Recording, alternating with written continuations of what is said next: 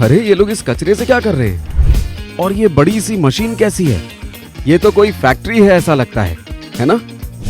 लेकिन ये मशीन किसी फैक्ट्री में नहीं बल्कि एक हाउसिंग सोसाइटी में है। इतनी जल्दी चौंक गए? तो ये देखिए,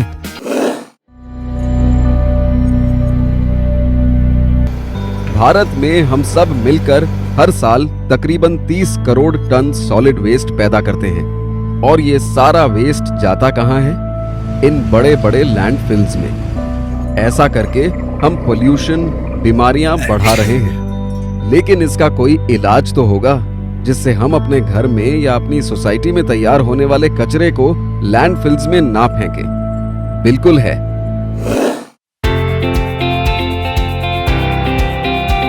पुणे के विलास जावड़ेकर डेवलपर्स ने इसका सॉल्यूशन ढूंढ निकाला और अपने एक डेवलपमेंट प्रोजेक्ट यशविन हिंजवड़ी में उसे इम्प्लीमेंट भी किया। I was traveling through the Hinjewadi area. I noticed a lot of garbage that was being thrown on the roadside. It could be also somewhere in the forest areas that there's a lot of illegal dumping that happens.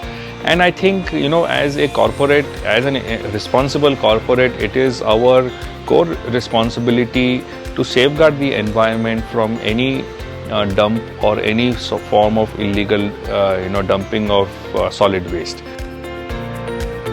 ये सारे waste को resource में convert करने के लिए विलास Javadekar developers ने सितंबर 2020 में zero waste project की शुरुआत की।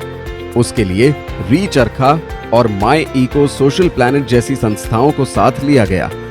Waste segregation, kitchen waste composting, recycling, upcycling, ये सब तरीके इस्तेमाल करने के लिए इंफ्रास्ट्रक्चर बनाया गया। लेकिन सिर्फ इंफ्रास्ट्रक्चर बनाना ही काफी नहीं था। सोसाइटी में रहने वाले लोगों का इन्वॉल्वमेंट ज्यादा जरूरी था। आइए देखते हैं सब मिलकर ये कैसे करते हैं। पहले तो जो भी घरेलू कचरा है उसे 5 हिस्सों में बांटा जाता है। वेट वेस्ट, सॉलिड वेस्ट, ई वेस्ट, प्लास्टिक वेस्ट और बायो हैजर्ड वेस्ट। इस काम की शुरुआत यशविन हिंजवड़ी के हर घर से होती है। हर एक रेजिडेंट अलग अलग डस्टबिन में कचरे का सेग्रीगेशन करता है। बच्चों को भी इसकी आदत हो चुकी है। प्लास्टिक पाउच कैसे काटते हैं जिसके कारण वो अपसाइकल हो सके, ये भी बच्चों को सिखाया गया है। फिर शुरू होता है facility management and maintenance staff का काम।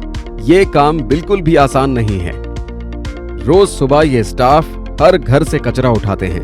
उसमें से वेट वेस्ट जो होता है, मतलब किचन वेस्ट, उसे यशविन हिंजवड़ी में बने इस प्लांट में लाया जाता है। उसे एक बार फिर से चेक करके फिर इस मशीन में डाला जाता है। ये एक गजब की मशीन है। 28 दिन में ये उस वेट वेस्ट से बहुत ही बेहतरीन किस्म की खाद बनाती है। इस खाद का इस्तेमाल करके यशविन हिंजवड़ी के पोडियम पे किचन गार्डन भी बनाया गया है। ऐसा गार्डन आपने कभी किसी सोसाइटी में देखा नहीं होगा, जहां पर बैंगन, टमाटर, हरी मिर्च, पुदीना, पपीता, अदरक और कई तरह की सब्जियां उगाई जाती हैं। क्या बेमिसाल आइडिया है। और यहाँ पर इतनी खाद बनती है कि आजू बाजू के एरिया के किसानों को बेचकर सोसाइटी थोड़ा पैसा भी कमा लेती है ना? कमाल की चीज। आइए अब देखते हैं बाकी का वेस्ट कहाँ जाता है।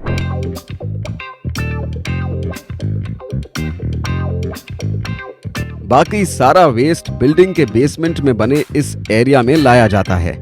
यहाँ पे उसे 4 हिस्सों में बांटा जाता है। प्लास्टिक रैपर्स अपसाइकलिंग के लिए रीचरखा के पास भेजे जाते हैं। उससे वो सुंदर सुंदर बैग्स बनाते हैं। जो चीजें रिसाइकल हो सकती हैं उन्हें ऑथराइज्ड रिसाइकलर के पास भेजा जाता है।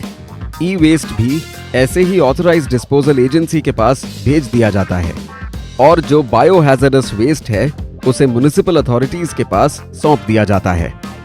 विलास जावड़ेकर डेवलपर्स और यशविन हिंजवड़ी के रहवासियों ने जो अभियान चलाया है उसे हमारा सलाम। जहां पहले 90 ट्रैक्टर कचरा हर महीने यशविन से लैंडफिल्स में डंप कराने जाते थे, अब वो सिर्फ 2 ट्रैक्टर हर महीने जाते हैं। ये एक बहुत बड़ी उपलब्धि है। आज तक लगभग 35 टन किचन वेस्ट से खाद बना चुके हैं और अपना खाना भी खुद उगा रहे हैं। इससे ज्यादा प्रशंसनीय चीज और क्या होगी। You know, the cost that the community has incurred so far is somewhere in the region of 95 rupees per household to actually set up this entire project.